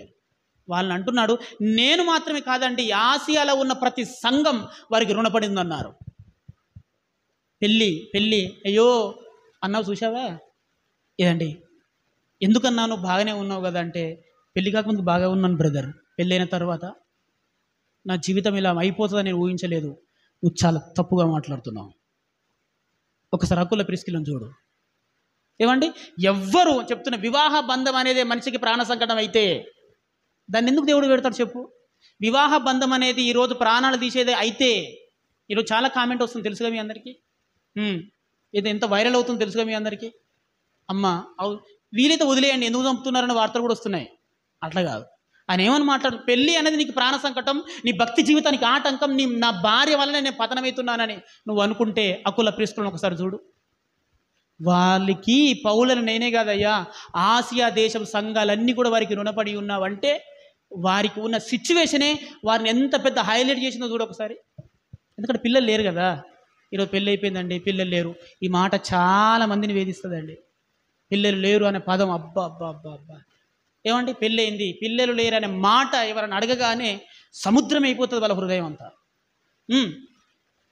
నిజం. కానీ ఒక్కసారి బైబిల్ కోణంలో ఆలోచించు. అలా అడిగినవాడు జ్ఞానేం కాదులే అమ్మ, అలా అడిగినవాడు పెద్దగా అనుకోకు నువ్వు ఉత్తుత్తేదంతా. ఏమండి, రైట్, క్రైస్తవుడు లోకం అంటుందా వదిలేద్దాం, సంఘంలో ఉన్న వాళ్ళు ఇలాంటి మాటలు మాట్లాడకూడదని నా భావం. క్రీస్తు ద్వారా నేను ఎందుకంటే దేవుని చిత్తం నెరవేర్చడానికే పుట్టి ఉన్నాను అనే వాళ్ళు కూడా అలాంటి మాటలు మాట్లాడుతున్నారంటే వాడిని ఏమంటావు చెప్పు? అంతే, వాడు భ్రమలో బ్రతుకుతున్న వ్యక్తి వదిలేయండి. ఆయన ఏమన్నా చూశాను, వారికి పిల్లలు లేరండి. ఆ తనం దాని ఆలోచనలో కుమిలిపోయి ఏడ్చి దుఃఖపడి వాళ్ళ జీవితాన్ని దుఃఖసాగరం చేసుకోలేదు. ఎవరు? హన్నలాగా, ఎల్కనలాగా. వాళ్ళకున్న పరిస్థితినే ఎంత టాప్ లెవెల్లో తీసుకెళ్ళిపోయింది తెలుసా? అది ఏమండి, టాప్ లెవెల్లో తీసుకెళ్ళిపోయింది తెలుసా? పిల్లలు అనే ఆలోచన, ఆ ప్రయాసం, అబ్బా వాళ్ళని ఆ దేశానికి ఈ దేశానికి ఈ ప్రాంతానికి ఆ ప్రాంతానికి తిప్పి పాడు చేయలేదు. ఉన్న సమయానంతా వ్యర్థం చేసుకోలేదు. ఈ సిచ్యువేషన్ ప్రభుకు తెలుసు. ఈ సిచ్యువేషనే, ఈ పరిస్థితే మనం ఎదగడానికి ఇది అవకాశం అని దానిని వాళ్ళ భక్తి జీవితానికి ఎంత గొప్పగా వాడుకున్నారో చూడండి. అర్థమవుతుందండి. పౌలంతటి మహనుడే నేను రుణపడ్డాను భూమి మీద ఒకే ఒక వ్యక్తికి, ఒకటి క్రీస్తు అయితే, రెండోది వాళ్ళు మాత్రమే అన్నాడు. అపోల్లో కూడా అంతేనండి. అపోల్లో అనే వ్యక్తి కూడా సువార్తను స్పష్టంగా నేర్పించి పౌలంతటి వాడిగా తయారు చేసిన వ్యక్తి ఎవరో తెలుసా? ఈ అపోల్లో ప్రిస్కిలనే. వాళ్ళ ఇంటనే దేవుని సంఘాన్ని ప్రపంచంలో మొట్టమొదటిసారిగా నిరూపించారు. ఆసియా అంతటా సంఘాలు ఏర్పడడానికి కారణం వాళ్ళే. ఎలా ఇంత విజయం సాధించడానికి కారణం ఏంటి? వారికి ఉన్న పరిస్థితి. ఏం పరిస్థితి అది? పిల్లలు లేరనే ఆ బాధ వారిని ఆపలేదండి. దేవుని కోసం నిలబడేలా మరింత ప్రోత్సాహాన్ని ఇచ్చింది. మరి అంతమంది ఉన్నారుగా పిల్లలు గల చాలామంది. మరి అకుల ప్రిస్కిల మరి అననీయ సప్రియా ఎందుకు ఆలోచించలేదు? అలాగా చెప్పాను కదా, అంతే. నీకున్న పరిస్థితి నేను దేవుళ్ళు నిలబెట్టడానికే బిడ్డ. కానీ నువ్వు ఆలోచించిన విధానం వేరు కాబట్టి అననీయ సప్పిన పరిస్థితి అలా అయింది. అరే ఈ పరిస్థితి వచ్చిందంటే ఆయనకు తెలియకుండా వస్తుందా? ఓకే గుడ్, వదిలే. దీని కొరకే జీవితమా, దీని కొరకే ప్రయాసమా, దీని కొరకే ఖర్చా అని వారు బ్రతికిన ఆ తీరు వారిని ఎక్కడికో తీసుకుని వెళ్ళిపోయిందండి. మరి బాధలు పడలేదా? ఎవ్వరికైనా సమస్యలు వస్తాయి. నువ్వు అందరికీ నచ్చాలి అని అనుకుంటే గుర్తుపెట్టుకో, ఒకటి ఫోన్ అయినా కొట్టు, ఒకటి డబ్బు అయినా కొట్టు. ఇద్దరికి అందరికి నస్తాయి. ఫోన్ అందరికి నస్తుంది, పైసలు అందరికి నడుస్తాయి. ఇక మిగతాలు కొంతమందికి నువ్వు నచ్చవచ్చు, నచ్చకపోవచ్చు. కొంతమంది కావాలని నిందలు పెట్టవచ్చు, కొంతమంది నిజమైనా కూడా నిందలు పెట్టవచ్చు. ఇవన్నీ లెక్కలు తీసుకోకుండా క్రైస్తవ విశ్వాసి దేనిని సాధించడానికి ముందుకు వెళ్ళాలో చెప్తున్నాను. ఇక్కడే ఆగిపోకు, ఇంతకు మించి కూడా నువ్వు దేవుళ్ళు ఎదగవచ్చు అనేది పాఠం. ఓకేనండి, రైట్. మరి పెళ్ళి అయింది, గుడ్. భార్య, చక్కని భార్య ఉంది, అర్థం చేసుకుని భార్య భర్తలు ఉన్నారు, పిల్లలు కూడా అయ్యారు. మళ్ళీ వారి పరిస్థితి ఏంటండి? పిల్లలు కదా, పిల్లలు కూడా పుట్టారండి. ఇప్పుడు వారి చదువులు, దాని కూడా బైబిల్ ఆన్సర్ ఉంది. ఒక వ్యక్తే ఉన్నాడు దాని మీద, అది చాలా పెద్ద ప్రసంగం. ఎందుకంటే వాళ్ళ పరిస్థితులు ఏంటి, వాళ్ళ పెళ్ళిళ్ళు ఏంటి, వాళ్ళ భవిష్యత్తు ఏంటి, వీటన్నిటి బంధాలే నా పిల్లల పట్ల ఉన్న నా బాధ్యతనే నా భక్తి జీవితానికి ఆటంకం. నువ్వు అనుకుంటే గర్భఫలం ఇచ్చే దేవుడిచ్చే బహుమానం, ఆ బహుమానం నీ భక్తి జీవితానికి ఆటంకం కాదు. నువ్వు అలా ఎందుకు అనుకుంటున్నావు? నీ విశ్వాసహీనతకు నీ పిల్లలు ఎందుకు కారణం చూపిస్తున్నావు? అంటే నువ్వు చాలా డేంజర్ భయ్యా అలా మాట్లాడడం. అక్క నువ్వు ఎందుకు ప్రార్థన చేసుకోలేదంటే పిల్లలు కదన్నా అల్లరి చేస్తూ ఉంటారు. అంటే నీ భక్తిహీనతకు, నీ ప్రార్థనహీనతకు నీ పిల్లల కారణమా? అంటే వాళ్ళని చంపేయమంటావా? కరెక్ట్ కాదు కదా ఈ వర్డు. ఏమంటే కరెక్ట్ కాదు కదా. నిజంగా పిల్లలు వండి చాలా బాధ్యత అయిపోయినాయి, ఈ రోజుల్లో ఖర్చులు ఎక్కువ అని నువ్వు అనుకుంటే దీనిని నిరూపించిన వ్యక్తి, నిలబడిన ఒక వ్యక్తి ఉన్నాడు. ఆయన పేరే ఫిలిప్పు. అపోస్తల కార్యములు ముగిస్తానండి, కొంచెం ఓపిక పట్టుకోండమ్మా. అపోస్తల కార్యములు 6వ అధ్యాయము 5వ వచనం. నేను ముందే మీ అనుమతి తీసుకున్నాను. 6వ అధ్యాయం 5వ వచనం ఏమండి, 6వ అధ్యాయం 5వ వచనం. ఈ మాట జనసమూహం అంతటికి ఇష్టమైనందున వారు విశ్వాసంతోనూ పరిశుద్ధాత్మతోనూ నిండుకున్న వాడైన స్టెఫెను, ఫిలిప్పు, ప్రోకరు, నికారోను, తీమోను, ఫెర్మనాసు, యూదుల మత ప్రవిష్ణుడు, అతియోక వాడినైన నికోలసు అనే 7 ఏర్పరచుకున్నారండి అపోస్తలుడు. అపోస్తలు 12 మంది అయితే ఆ 12 మందిలో పరిచర్య చేయటం కొరకు ఏమండి ప్రభు భోజన పరిచర్య చేయటం కొరకు ఒక 7 టీం ఏర్పరచుకున్నాడు. ఆ టీంలో ఒక వ్యక్తి ఎవరంటే ఫిలిప్. చాలా యవ్వనుడండి. ఎంతటి యవ్వనుడు అంటే ఈ ఫిలిప్ అనే అపోస్తలు కూడా ఉన్నాడు. ఏమండి ఎంతటి యవ్వనుడు అంటే అన్మ్యారిడ్ పర్సన్ అయినా చాలా ఎల్డర్. అబ్బా ఉడుకు రక్తం అంటారు చూసారా, దేవుని కొరకు అంతగా గొప్పగా బ్రతికాడు. స్టెఫెన్ కూడా అలాగే చచ్చిపోయాడు. ఆ తర్వాత ఫిలిప్పు, మరలా చెప్తున్నాను, దేవుని పరిచర్యను ఎంత తీవ్రమైన స్థాయికి, ఉన్నతమైన స్థాయికి తీసుకెళ్ళిపోయాడో ఈ ఫిలిప్పు గురించి మనం వినాలి. ఏమండి అతియోపియా దేశ నపుంసకులు ఉన్నారు కదా, ఒక అధికారికి బాప్తిసం ఇచ్చిన వ్యక్తి ఎవరు? ఇక ఈ ఫిలిప్ అండి. ఈయన మాట్లాడిన సంభాషణ మరలా చెప్తున్నాను, ఆయన ఏదో గ్రంథం మందు ఏదో రథం మందు కూర్చున్నాడు. ఆయన రాజు కాబట్టి, ఆయన అధికారి కాబట్టి ఆయనకు అన్ని విషయాల మీద అవగాహన ఉండాలి. కాబట్టి ఆయన ప్రార్థనకు వచ్చాడు యెరూషలేముకి, ఆ నపుంసకుడు అని ఏదో గ్రంథాన్ని తీసి చదువుకుంటున్నారండి. ఎందుకంటే యెరూషలేముకు ప్రార్థనకి వెళ్ళారు కాబట్టి వాళ్ళకి ఏదో గ్రంథం ఇచ్చారు చదువుకోమని, అదొక పేజీ ఇచ్చారు. ఆయన చదువుకుంటున్నాడు. చదువుతున్నప్పుడు ఆయన మానసిక స్థితి ఎరిగిన దేవుడు ఫిలిప్ అనే వ్యక్తిని అక్కడ పంపిస్తాడండి. ఫిలిప్ వచ్చిన తర్వాత ఆయన మాట్లాడిన తీరు, ఆయన చూపించిన చాతుర్యము ఆ అధికారిని మార్చేసిందండి. వెంటనే నీళ్ళు నాకు బాప్తిసం ఇచ్చాడని ఒప్పేసుకున్నాడు ఆయన. ఒక అధికారిని యేసుక్రీస్తు వైపు త్రిప్పడం అంటే చిన్న విషయం కాదు. అంత పెద్ద జ్ఞాని ఆయన, ఆ ఆర్థిక శాఖ కింద అధికారి, అంత మేధస్సు కలిగిన వ్యక్తి. అంత మేధస్సు కలిగిన వ్యక్తిని క్రీస్తు వైపు త్రిప్పాడు అని అంటే ఫిలిప్పు ఎంత గనుడో మీరు అర్థం చేసుకోండి. అంటే ఆయన కనుక మాట్లాడితే రాజులు సైతం మరలా చెప్తాను సింహాసనాన్ని దిగి ప్రభుని దగ్గర మోకరిస్తారు. అంతటి టాలెంట్ తన సొంతం. ఎందుకు అంటే అన్మ్యారీడ్ అనుకుందాం, జ్ఞానం అనుకుందాం అండి. ఇంతటి పర్సన్ ఆయన మాత్రమే కాదండి బాబు, అది మాత్రమే కాదు, ఇంకొకటి కూడా చూపిస్తాను నేను. అపోస్తుల కార్యములు 8:10. కొంచెం స్పీడ్ అయినా ఓపికతో వినండి. అపోస్తుల కార్యములు 8:10. కొద్దివారు మొదలుకొని గొప్పవాని మట్టుకు అందరూ దేవుని మహాశక్తి అనబడిన వాడు ఇతడే అని చెప్పుకొనుచు అతనిని లక్ష్యపెట్టిరి. ఏవండి ఇక్కడ ఒక సీమోన్ అనే బరియోస్ అనే ఒక వ్యక్తి ఉంటాడండి. సీమోన్ ఈయన పేరు. ఈయన గారడివాడు. ఈయన గారడి ఎలాంటిదంటే ప్రియ దేవుని పిల్లలారా, ఆ దేశంలో ఉన్న రాజు మొదలుకొని ప్రతి ఒక్కరూ నడిచొచ్చే కలియుగ దైవం అని ఈ సీమోను నమ్ముతారు. ఈ గారెడి వాడైన సీమోనును ఏమని నమ్ముతారంటే ఈ కలియుగ దైవం ఎవరు అంటే ఈ సీమోనే. ఎందుకు నమ్ముతున్నారంటే తన దగ్గర ఉన్న శక్తులు అలాంటివండి. మనం దాన్ని గారడి అంటున్నాం, మనం దాన్ని బ్లాక్ మ్యాజిక్ అంటున్నాం, కానీ అక్కడున్న ప్రజలు, అందులో గొప్పవారు ఉన్నారు, చదువుకున్న వారు ఉన్నారు, మేధావులు ఉన్నారు, రాజులు ఉన్నారు, మంత్రులు ఉన్నారు. ఇలాంటి వారందరూ కూడా ఈ గారెడి వాడైన సీమోన్ను ఒక మహాశక్తిగా నడిచొచ్చే దైవంగా కొలుస్తారు.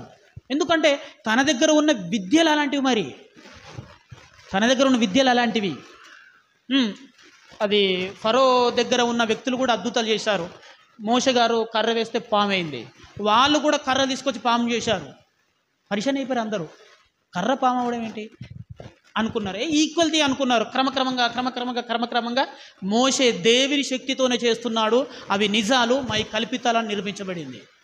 తర్వాత అక్కడ మోషే చాలా టాప్గా వెళ్ళిపోయారు అని అద్భుతాలు. అలాగే ఇక్కడ అదే మాయాజాలంతో, అదే మ్యాజికో బ్లాక్ మ్యాజికో ఏదైనా కావచ్చు, ఇలాంటి మాయాజాలంతో దేశాన్ని సైతం దాన్ని గ్రిప్పులో పెట్టుకున్న గారెడి వాడైన సీమోను ఏమని ఒప్పుకున్నాడు తెలుసా?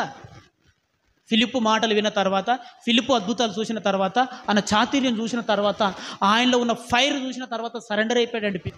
8:13. అప్పుడు సీమోను కూడా నమ్మి బాప్తీసం పొంది ఫిలిప్పును ఎడబాయకుడి సూచక్రియలను అద్భుతములు జరుగుడు చూసి విభ్రాంతి నొందెను. ఆయన కూడా బాప్తీసం పొంది తనకున్న అన్ని ఆ టెక్నిక్స్, ఆ విద్యనంతా తీసి పక్కన పడేసి ఫిలిప్పును వెడబాయకూడదు, నేను దేవుని శక్తి అని చెప్పాను, నేను కాదు, నాకంటే మించింది ఇతని దగ్గర ఉంది. ఎవరండి ఈ ఫిలిప్ అనే వ్యక్తి? ఒక యవ్వనుడు, అపోస్తలుల దగ్గర పరిచారం చేయడానికి వచ్చిన వ్యక్తి. ఆయనలో ఉన్న దైవత్వం ఎంత గొప్పదో మీరు ఆలోచించండి. దేవుని పట్ల ఉన్న నమ్మకం ఎలాంటిదో. ఆయన దేశాన్ని తన గ్రిప్పులో పెట్టుకున్న సీమోను సైతం మార్చిపడేశాడు. రాజును అందరూ కూడా ప్రభువు దగ్గర తలదించారంటే కారణం ఎవరంటే ఈ ఫిలిప్పు. కొన్ని రోజుల తర్వాత ఈయనకు పెళ్ళి అయిందండి. ఇప్పుడు అసలు చరిత్ర మొదలైంది. ఇప్పుడు ఏమండి, పెళ్ళి కాకముందు ఫిలిప్పు టాప్లో ఉండి పెళ్ళైన తర్వాత ఫిలిప్పు 0 అయ్యాడు అనుకోండి. నిజమే, బంధాలు, బంధుత్వాలు, ప్రేమానురాగాలు గొప్పవండి, నిజమే, అవి మనం భరించలేనివి, తను మనం ఢీకొట్టుకొని రాలేవి అనొచ్చు. పెళ్ళి కాకముందుకు ఫిలిప్పు ఎంత గొప్పగా బ్రతికాడో, పెళ్ళైన తర్వాత, పిల్లలైన తర్వాత కూడా ఫిలిప్పు అంతే బ్రతికాడు. దీనికి సాక్ష్యం ఎవరు కాదు, పౌలు గారే. చూద్దామా? అపోస్తుల కార్యములు 21:8 చెప్పి ముగిస్తాను. మరునాడు 21:8 మేము బయలుదేరి కైసరుకు వచ్చి ఏడుగురిలో ఒకడును సువార్తికుడునైన ఫిలిప్పు ఇంట ప్రవేశించి అతని యొద్ద ఉంటిమి. అవును. కన్యకులుగా ఉన్న 4 కుమార్తెలు అతని కుండిరి, వారు ప్రవచించువారు. ఆ పిల్లలు కూడా 4 పిల్లలండి నాకు ఫిలిప్పు గారికి. ఏ ఫిలిప్పు? నపుంసకునికి దేశ అధికారికి బాప్తిసం ఇచ్చాడు చూశారా? అగో ఆయన. ఐతియోప దేశానికి సువార్త వెళ్ళడం కారణమయ్యాడు చూసావా? ఆయన. ఏమంటే గారెడి వాడైన ఒక దైవశక్తి అని పిలువబడుతున్న వ్యక్తిని క్రీస్తు వైపు త్రిప్పాడు చూసావా? ఆయనకు పెళ్ళయిందండి. ఆయనకు 4 పిల్లలే. ఇప్పుడు అసలు ఆట స్టార్ట్ అయింది. ఇప్పుడు బ్రతుకు దేవుని కొరకు. ఆయన అందరు హేళన చేసే ఉంటారు. 4 పిల్లలు, ఆడపిల్లలు, మళ్ళా ఆడపిల్లలే. అబ్బా, ఎన్ని సమస్యలండి వారి పెళ్ళిళ్ళు, చదువులు, అయ్యో అని. అక్కడ ఫిలిప్పు జీవితం ఆగలేదండి. ఆ 4 పిల్లల్ని కూడా ఏం చేశాడు ఆయన? 4 పిల్లల్ని కూడా ఏం చేశాడు? ప్రవక్తలుగా మార్చారు. దేవుని స్తోత్రం చెప్పండి గట్టిగా అందరూ. చెప్పాను కదా, నీకున్న పరిస్థితి సిచ్యువేషన్ నిన్ను గొప్పవాడి చేయడానికే. నీకు అర్థం కావట్లేదు, నాకు అర్థం కావట్లేదు. దాన్ని నువ్వు కష్టం అనుకుంటున్నావు, బాధ అనుకుంటావు, కన్నీరు అనుకుంటున్నావు, నేను జయించలేని బంధం అనుకుంటున్నావు. నువ్వు ఫిలిప్పును చూడు, 4 ఆడపిల్లలేనయ్యా, 4 ఆడపిల్లలే. ఏమంటే బాధ్యత లేని వ్యక్తి కాదు ఫిలిప్పు. దేవుడు చూసుకుంటారులే అని గాలి మాటలు మాట్లాడే వ్యక్తి కాదు. ఆయనకు బాధ్యత ఉంది, ఆయనకు పిల్లలంటే ప్రేమ ఉంది, భార్య అంటే ప్రేమ ఉంది. కానీ దేవా నీ చిత్తం నెరవేర్చుటకే, అది తన జీవితాన్ని మలుపు తిప్పిన వాక్యం. ఏమంటే మీరు అర్థం చేసుకుంటున్నారా లేదా? మీ జీవితంలో కష్టాలు, విశ్వాస జీవితంలో కష్టం అనేది కాదు ప్రియ దేవుని పిల్లలారా. మరలా చెప్పి, అది ఏ సిచ్యువేషన్ అయినా కష్టమే కానీ, కన్నీళ్ళే కానీ, నిందలే కానీ, అవమానమే కానీ, మనకున్న లక్ష్యం ఏంటో తెలుసా? దేవా నీ చిత్తం నెరవేర్చడం గొప్ప కదా, నేను మహిమపరచడం గొప్ప కదా నా జీవితానికి. ఇది మన టార్గెట్గా మారాలి తప్ప ఎదుటివారి అనే మాటలు మన జీవితానికి టార్గెట్గా మారిపోయి తలంతా బద్దలైపోయి బుర్రంతా పాడు చేసుకొని భక్తి జీవితాన్ని ఆలోచన చేసుకొని ఎంత మంచిగా ఉంటే ఏం లాభం అనే కాడికి వెళ్ళిపోయామని మనం. అంటే మీకు బేస్ తెలియదు, వాక్యాలు తెలియదని అర్థం. ఏదో నీకు ఉద్యోగం ఉంది కాబట్టి పెడుతున్నావు, నీ భాష ఎలా ఉంటుంది మరి? ఏమండి ఆయన అన్నాడు పౌలు గారు, నేను దీన స్థితిలో కూడా ఉండనెరుగుదును. ఏమండి నాకు కనుక ఉద్యోగం ఉంటే, చూశారండి, నాకు కనుక ఉద్యోగం ఉంటే నేను కూడా దేవుని కోసం పెట్టేవాడిని. నువ్వు బలియు అర్పణ కోరలేదని బైబిల్ చెప్తుందా లేదా? నీ డబ్బులు ఎవరు అడిగింది? ఆలోచన చేయి. ఎవరు అడుగుతున్నాడు? నువ్వు దేవుని కొరకు ఇన్ని లక్షలు ఇస్తేనే పరలోకం అని బైబిల్ అని ఉందా? లేదు. కాబట్టి లేని దాని కొరకు నాకు డబ్బుంటే, నాకు బంగ్లా ఉంటే, నా ఇల్లు నేను చర్చి చేసేటోన్ని, నాకు స్థలం ఉంటే నేను దేవునికి ఇచ్చేటోన్ని, ఇవన్నీ మరలా చెప్తున్నాను పెద్ద అబద్ధాలు. ఇదంతా పెద్ద మాయాజాలం, కట్టుకథలు. నేను దేవుడు అవి ఇవ్వమనలే కదా, మరలా చెప్తున్నాను అవి ఇవి కదా. నీకున్న సిచ్యువేషన్లను దేవుని కొరకు విశ్వాసంగా బ్రతుకు. నీకు ఫ్యామిలీ ఉంది, ఫ్యామిలీ పరంగా దేవుని విశ్వాసంలో బ్రతుకు. నువ్వు, నీ కుటుంబము, నీ పిల్లలు హ్యాపీగా బ్రతుకయ్యా. నీకు పెళ్ళే అయితే లేదు అనుకుందాం, ఓకే.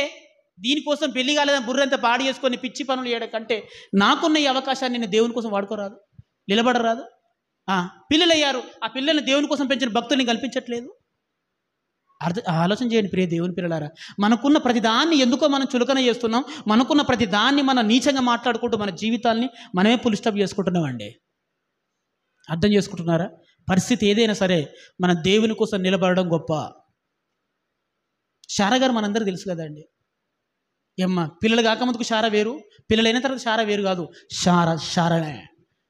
నువ్వు పిల్లలైతే లేరు అని మాట్లాడినప్పుడు ఎలా శారా ఉందో, పిల్లలైన తర్వాత ఆయన పెంచడంలో కూడా అలాగే ఉంది. ఇస్సాక్ తెలుసు కదండి. అర్థం చేసుకుంటున్నారు ప్రియ దేవుని పిల్లలారా. అదే హాగర్, పిల్లలు కాకముందుకు వేరు, పిల్లలైన తర్వాత వేరు. తర్వాత హాగర్ చరిత్ర ఏమైందో మనందరికీ తెలుసు. అర్థం చేసుకుంటున్నారా మీరందరూ? మనకున్న ప్రతి సిచ్యువేషన్ అండి బాబు, మనకున్న ప్రతి సిచ్యువేషన్, ప్రతి సందర్భం దేవుల్లో నిలబడడానికే తప్ప ఇది ఉంటే నేను దేవుల్లో గొప్పగా బ్రతుకుతానండి, అయ్యో నాకు పెళ్లి కాలేదు కనుక నాకు ఎవరు తోడున్నారు, 2 భార్యాభర్తలు ఉంటే హ్యాపీగా బ్రతుకోవచ్చు అని డబుల్బాజీ మాటలు మాట్లాడకు. నీకు పెళ్ళికి దేవుడు విరుద్ధమేం కాదే, అవుతలేదు, అయినా నువ్వు దేవుల్లో బలంగా నిలబడే అవకాశం ఉంది. పెళ్ళయింది, అయినా ఇరువురు దేవుల్లో నిలబడే అవకాశం ఉంది. పిల్లలయ్యారు, అయినా మీరిద్దరు దేవుల్లో మీ కుటుంబం సజీవంగా సమాజానికి పౌలంతటి వాడికే ప్రవచనం చెప్పేంత స్థితికి వెళ్ళిపోవచ్చు. నీకు అర్థం కావట్లేదు కదా. పౌలు ఒక మాట అన్నాడు, నేను మేరకు మించి కష్టపడను. ప్రభువా మీరు నాకు మేర నిర్ణయించారు అంటే నా ఆరోగ్యం బాగలేదు, ఇప్పుడు కూడా నేను దేవుని కోసం బ్రతుకుతాను. ప్రభువా నాకు ఆరోగ్యం బాగలేదు, నేను ఎలా నీ కోసం చేయాలి అని అనలేదండి ఆయన. నేను మేరకు మించి ప్రయాసపడను అనే మాట చూసుకొని ముగిస్తాను. కొరింథీయులకు రాసిన 2వ పత్రిక 10వ అధ్యాయం 13వ వచనం. ముగిస్తాను, చాలాసేపు అలసిపోయారు, కూర్చున్నారు. కొరింథీయులకు రాసిన 10వ అధ్యాయం 13వ వచనం. 2 కొరింథీయులకు రాసిన పత్రిక 10వ అధ్యాయం 13వ వచనం. మేమైతే మేరకు మించి అతిశయపడము గాని మీరున్న స్థలము వరకు రావాలనని దేవుడు మాకు కొలిచి ఇచ్చిన మేరకు లోబడి ఉండి అతిశయించుచున్నాము. అంటే దాని అర్థం ఏంటంటే, ఆ సువార్త అయినా పరిచర్య అయినా ఏదైనా సరే, నేను పెద్ద పెద్ద స్టేజ్ల మీద చెప్తున్న సేవకుడిని కాదు, గృహ కూడికలో ఇద్దరికి దేవుని మాటలు చెప్పిన సేవకుడినే. అర్థమవుతుంది లేదా? నేను చాలా ప్రాంతాలు తిరిగానండి, ఇది తప్పుడు భాష. మనమంటూ మన పెద్ద సేవకుడు, చిన్న సేవకుడు అని, సేవకులు అంతే.